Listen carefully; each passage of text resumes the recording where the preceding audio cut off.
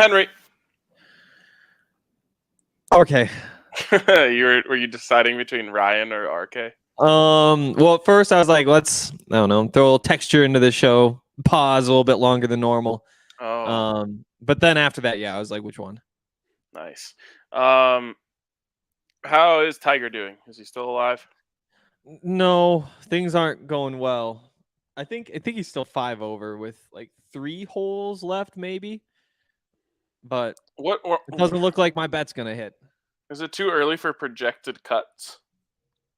Probably. Ooh, he bogeyed the last one. 6 over with 2 holes left. Yikes.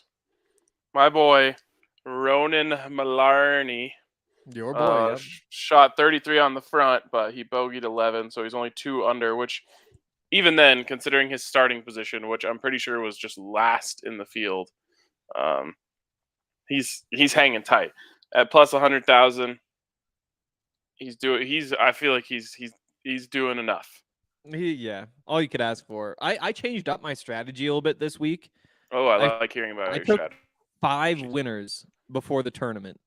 I was just like, you know what? If I'm gonna wake up and watch this golf, I need a lot of skin in the game. I took Tiger, of course, because again, like if you didn't bet on Tiger to win this tournament, you don't love the sport of golf, is what I say. But so he obviously is out of it already. Justin Thomas, Colin Morikawa, they're both even, but I took Joaquin Niemann and I took Bryson DeChambeau. They're both tied for 14th at 3 under. Nice. So I did 3, and then my boy Ronan as a super dark horse, super duper duper dark horse. Mm-hmm. My 3, Cam Smith, second Nice. place or third place, I guess.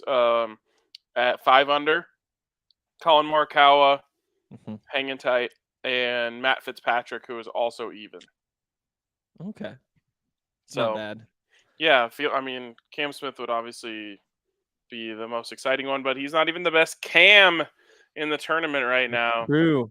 Cameron Young, I don't know. Like, I think there's a problem for golfers whose names are too normal. Like, it's hard to stand out, but this dude has been slinging it for like months now. He's like a really good golfer, and I bet you the percentage handle that he got was really low because he's been playing well enough that his odds weren't that high, and his name is too normal for people to recognize him. Yeah, it's not Bryson DeChambeau. Right, Honestly, or half the people even watching probably like turned it on and thought, "Oh, well, where's his mullet? Did he cut his mullet off?" 100%. Like even Scottie Scheffler, like that really pops. You're Yeah. like, oh yeah, that sounds like a golfer, Scottie Scheffler. Um, Meanwhile, Cam Young, yeah, exactly. Cam Smith has done enough to be like his name's too boring too, but he's done enough to be noticed by people. He's got the mullet that helps him stand out.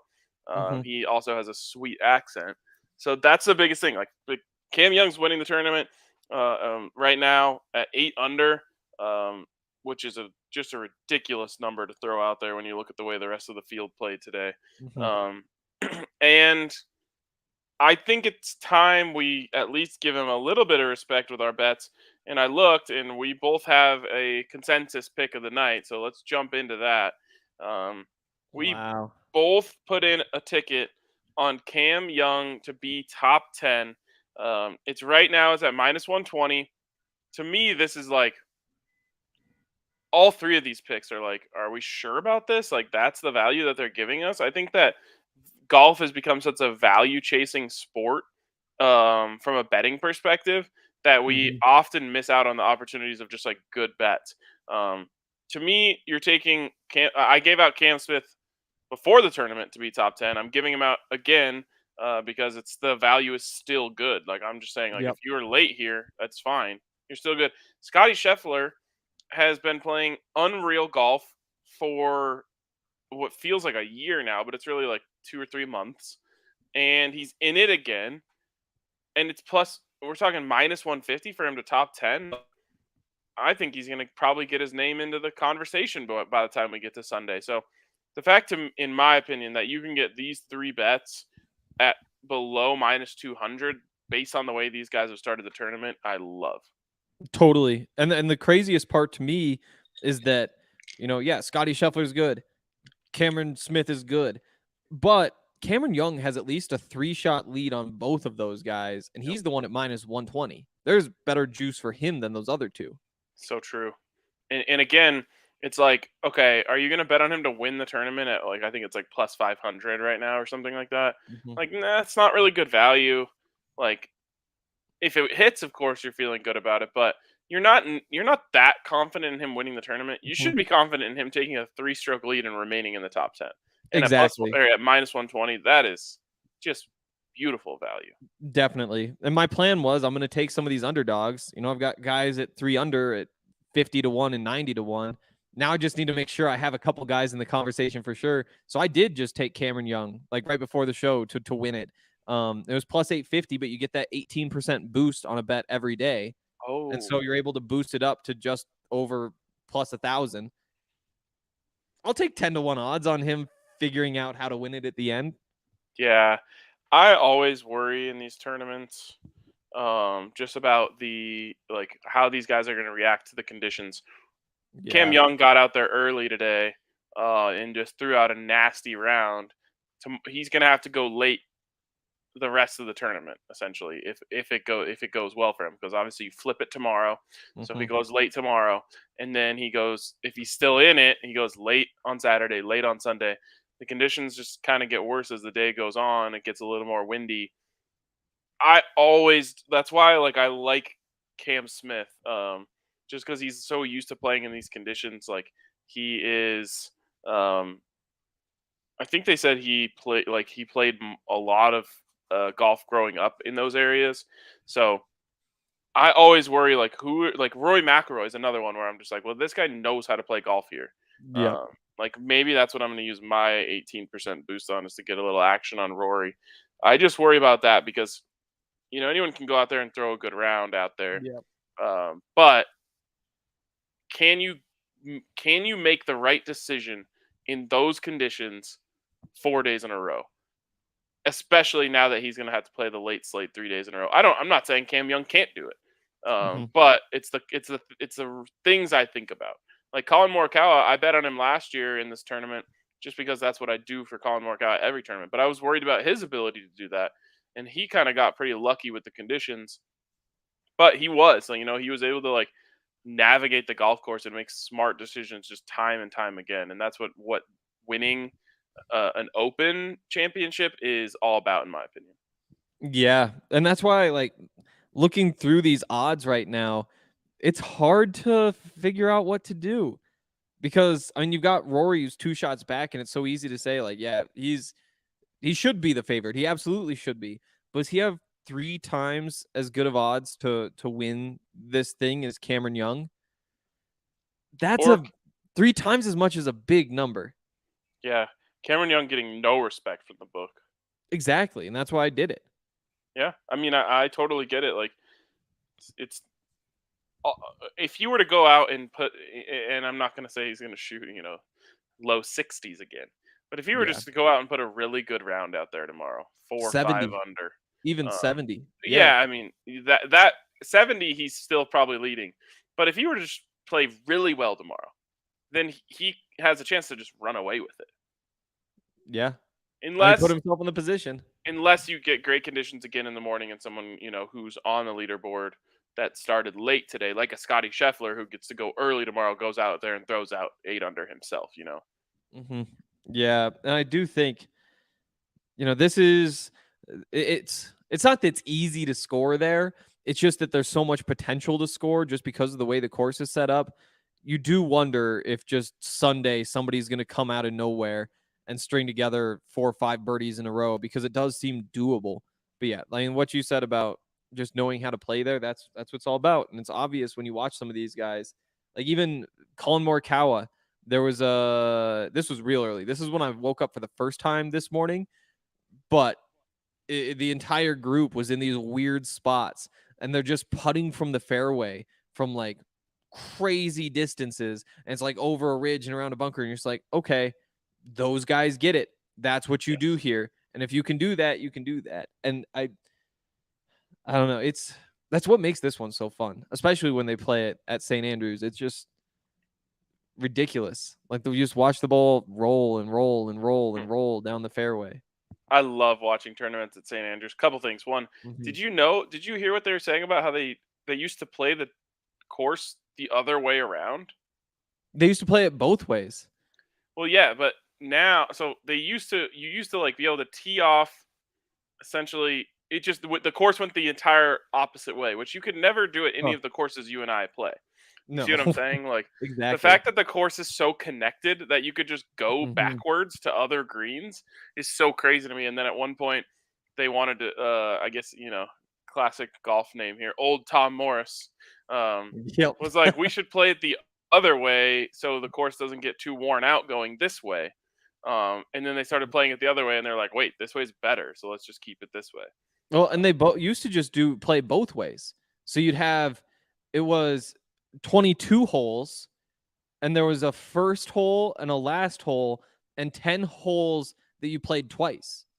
And so you go all the way out and then play back down the same way. Apparently, golf just got so popular that they were like, "Oh, well, can't do that anymore. It's getting dangerous People are out just there." hitting into each other. they're just like crossing each other with golf balls. And so then they're like, "No, we got to go one way." And so they took a couple out, cut it down to 18, and golf's been 18 holes ever since. Wow, great story. Love that. Yeah, Um, it's the best. but you talked about like them putting from off the green and stuff like that. And again, that's another thing that I really think you have to win here. It's just imagination, Mhm, which is what I think is the mhm, coolest thing about watching them play at St. Andrews is like you have to envision shots that maybe you haven't hit before or you're not used to hitting on whole, American golf courses or mhm. just non-Scotch golf courses. Um, and that's again why I really like Cam Smith. So like if I were giving you one person to win the tournament, I would say him. I said it before. Um, it's at plus 650 now. That's down a lot from where it started, but he's so imaginative and creative with the way that he plays that I think he has what it takes. Yeah, I mean he's right in there. It's gonna be all those iron guys. Well, and the weird thing, I took Bryson as just a hedge because what everybody's been saying is, it's gonna be the iron play. Like this isn't. It's not even about the physical part of the game. It's just about thinking about the game. It's like where do you want to be? Where do you need to be? What risks can you take? Like what angle can you actually get in there? Because you're not gonna be able to stop the ball. So it's just like a different sport. And that's Yeah. why I was just like, you know what? Let's just take Bryson and see if he just hits the ball 400 yards and gets lucky and it works out. But yeah, it does seem like at some point his luck is going to run out. Like there was one bunker he cleared, I guess. Like it went in the air 1 yard further than the bunker. It's like that could have been that could be the difference between even in the 3 under he's at right now. Or yeah, I was gonna say that could be a 7 if it plugs in the lip. Yeah, exactly. And so like that, while I'm happy to have 90-1 odds there, it's like that's not going to be sustainable. It is just going to be one of these nerdy little guys who doesn't screw things up. I don't think I can bring myself to ever again, ever bet on a player who's on the Live Tour to win a major.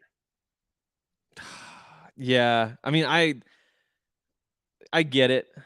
It didn't Because even I cross just my mind when I was looking through that. But I will say it's the players are going to separate themselves out more. Like I didn't when I was betting on Bryson, I didn't even think, oh yeah, Live Tour. I was just like, oh Bryson, yep, see, I was the opposite. I like went through and I was like, Live Tour out, Live Tour yeah, out. And the main reason is like I just think you play on the Live Tour if you don't actually love golf that much and you just want to make as much money as you possibly can while playing as little golf as you possibly can. maybe. I mean, I feel like if you love golf, you can go play golf wherever. I just Like, but the but whole then you throw point, the money in. like if you hear some of these guys, and look, I am actually not knocking these guys for getting their money. Like, get your money, whatever. That's aside from where the money's coming from. That's not a conversation for this podcast. Um, like I understand chasing the bag, but at the same time, if you listen to guys like Tiger or Justin Thomas or these guys who like adore the game of golf talk about it, their big thing is just like, well, they're just like betraying the traditions of the game. And Yep. that's where I'm like, yeah, those are the guys who like love the game. Brooks Koepka talks about how he gets bored from holes 11 to 14 every time he plays golf. Like he's like, yeah, it's kind of hard for me to keep my focus then because I'm just bored. And it's like, yeah, this dude doesn't love golf. He just happens to be really good at it, and he's making his money off it, which good for them. But I'm not picking those guys to win majors. Yeah, that's fair. I mean, but they have won majors before is the thing. They have, yes, but I think they're like I feel like they're kind of like punting on the rest of their careers from a winning perspective to just take a bunch of money and retire. Yeah, that could be some of that. Also, Max Homa has the most ridiculous shot right now. It's Where is he? it's it's like in one of those pop bunkers right off the green, and he's got like if the pin's right here, he has like his feet up on the side of the bunker, and so he has to like reach down into the bunker and then kind of hit it away from. It's all of this stuff is. Oh, he's going out the back of it. Yeah, it's the Smart. best part. I will say. I've just been watching these featured groups, and it's incredible because you get to like watch every single hole, and you sit Yep. there and there's like, oh yeah, so once they get up there, like you've got these 3 levels, but then off on the side they've got these bunkers. And when I cut over to like the whip around coverage, it's like, nope. Oh look, he has to hit it here. Oh look, he has to hit it here, and you just like don't even get to see all of the interesting parts. I don't think that. I think that the way that bunkers are at St. Andrews are the way that bunkers should be on every golf course. Yeah, Um, like the bunker isn't a punishment, in my opinion. And I'm not even a great golfer, but like I think you would agree I'm a good bunker player. yeah, Um, so like if my ball is rolling up towards the green and the option is like the rough or the bunker, I want it to roll into the bunker, which I don't think is the way that they wanted bunkers to be when they designed them. exactly. Yeah, no, I'm totally with you there. Oh, we got okay. He decided not to go out the back. It was an incredible shot. I just love this golf tournament. Yeah, it's great. All right, Hank, let's see your big three. Yeah, let's see my big 3. First, Yankees -1.5. It doesn't matter who they're playing. If just bet on the Yankees run line. They're really good. Dodgers -155. Very similar. It's the Dodgers. They blow a bunch of money. They have a good baseball team. They're playing the Cardinals. I don't even care that much about that part though. And then Cameron Young top 10. That's our consensus. Not much to add about that. Yep, totally. All right, let's take a moment to give a shout out to our friends over at DraftKings Sportsbook, where right now, if you sign up, you can make a up to a $1,000 bet for your first bet and get your money back if it doesn't hit. That means you could go bet $1,000 on Cam Smith to win the tournament, and if he did, you would win $65,000. Is that right? No, Yes. 6,500. There you go. Right? Yeah, you'd win Yeah. $6,500.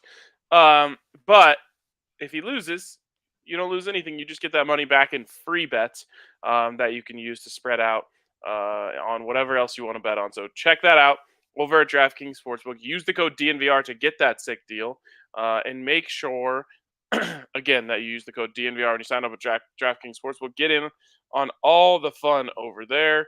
And let's bring up that disclaimer. If you or someone you know has a gambling problem, crisis counseling and referral services can be accessed by calling 1-800-522-4700.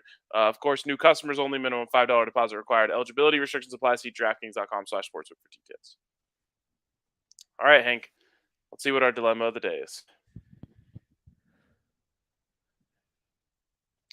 To build a tableside Caesar parlay or use a pre-cooked DK parlay? That is the question. All right, let's see what DK's tossing out there today. Is there anything that doesn't have to do with baseball? Because if it's all baseball, you're gonna get a pass from me. Well, I do think you've got to throw the Cameron Young top 10 in. So we're going tableside Caesar. If we were to, Hold on, let's just look at that'd this. be the bones. There's a couple things out there that are interesting that they're offering today. Zach Wilson and the Cougars. Zach Wilson over 22.5 touchdown passes. BYU over 8.5 regular season wins. Mile high parlay. Denver Broncos to win the AFC West. Colorado Avalanche to win the Cup next year. And Nikola Jokic to win MVP at plus 23,300. That's a lot. Where are you seeing these? Oh, there it is. Zach Wilson and the Cougars. Okay. Yep. And there's the other. And then there's also this one that involves Denver sports. Take the reins. Broncos to have a winning record, Colts to have a winning record, Steelers to have a winning record. Oh, that's because they're new teams. Okay, I think we actually talked about that one. Huh. All right, I'm gonna pass on those. So let's start cooking up our tableside Caesar. Yep. So definitely, like you said, start with Cam Young top 10. Yep. Hang on one sec. I gotta get these bets in that are in my bet slip already. Oh, nice. That way we can cook up this parlay. All right. So Cameron Young top 10 to lead it off. What else do you like this weekend? I'd take that Yankees either -1.5 or -190 tonight, whichever one, whatever vibe we're going for here. I'll probably go with who are they playing? The Reds. Oh, yep, the 1.5 for sure. I believe the Reds became the first team the other night to come back on the Yankees after like a 7th inning lead Huh. or something like that, Interesting. which is kind of crazy. Yeah. Okay. Let's look at the UFC, see if there's any names that stick out. Scroll through here. Ortega versus Yair Rodriguez. I would say go Brian Ortega in there. Okay. So we're at plus 404. The Rockies already playing. They're winning. Yeah. I got in at plus 150. Nice. On Yep. the Padres or the No, Rockies? no, on the Rockies. Nice. Oh, yesterday, a whole big thing. Had to sub in my girlfriend's kickball team, but wound up going to a bar after a Mexican bar, and they had the Rapids game on. Or no, it was about to start. And so I took the best bet in sports. Draw. It's a soccer game to end in a draw. Yep. And combine that with the Rockies, who I think were down 1-0 at the time, plus 9 something, and it hit. Let's go. What a Yeah. beauty. Ooh, are there any soccer games that we should bet the draw for? I assume the Rapids play on Saturday, no? Or was yesterday in place of that? I'm nothing. They play Saturday. They play Saturday against the Galaxy, and they have a 7-game unbeaten streak against them, which means draw or win. Wait, which one does? Galaxy and Rapids on Saturday. Okay. The Galaxy have the 7-game winning streak? No, the Rapids do. Wow. Unbeaten streak, not winning streak. How the mighty have fallen. They're 5-2 against the Galaxy. I can't even find MLS on this app. All right, I found it. All right, well, let's take the draw in that for sure. U.S. women's team plays tonight too. If we want to find one more piece here, I'll trust whatever you say on it. Okay, first I got to plug in this Rapids game. MLS, there it is. Okay, Rapids. What do I type in for this? Oh, Copa America women? No, CONCACAF. Oh, right. That one always gets me too, because it's America. Right. Yeah, people from other Americas don't like that we call it America. I know. That's the Copa America is like for the south part, and CONCACAF is for the north. Weird. It's wild. All right. Oh God, USA money line is minus 3,500. I know. It's gonna be a challenge here. Maybe old Safeman's take the minus 2.5. Where am I finding that game lines? Yeah. I'm still not seeing that. Then spread down the bottom. Yep. Okay. Minus 2.5. All right, I'm in. Yep. Plus 2,400 on the bet. I've got 28.76. Oh, did you take the Rapids win instead of the draw? No, I took draw. Oh, I took Ortega. Oh, I accidentally have Cincinnati Reds plus 1.5. Thank God I called that. There we go. That was a close one. This is why you have betting buddies, guys. Yes. Yankees minus 1.5. There we go. Plus 28.76. Awesome. Let's do it. Hell yeah. All right. I think that's all we have today. So appreciate you guys for tuning in. Good luck on your bets. We will catch you on Monday as we celebrate Ronan Malarney winning the 150th Open Championship. Oh boy.